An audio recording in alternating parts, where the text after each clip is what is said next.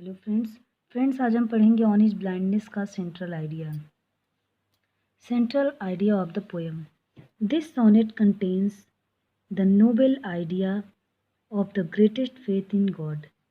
इस सोनेट में बहुत ही उच्च विचार और ईश्वर के प्रति महानतम विश्वास निहित है। God does not need man's work.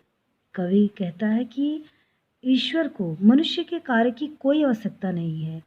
He does not need his own gift, और ना ही उसे उसके गिफ्टों की आवश्यकता है, उसके तरफ से किसी भी प्रकार के उपहार की आवश्यकता है।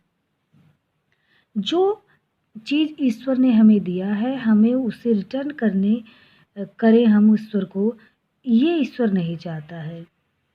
He recognize as his true servant even those who are willing to work.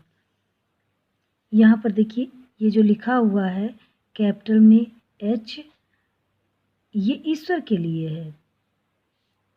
जैसे यहाँ लिखा है he does not need his own gift, उसे आवश्यकता नहीं है हिज ओन गिफ्ट, मतलब उसके ही उपहारों की जो उसने मनुष्य को दिया है, उसे ही यदि मनुष्य उसे देता है तो इसकी उसे कोई आवश्यकता नहीं है।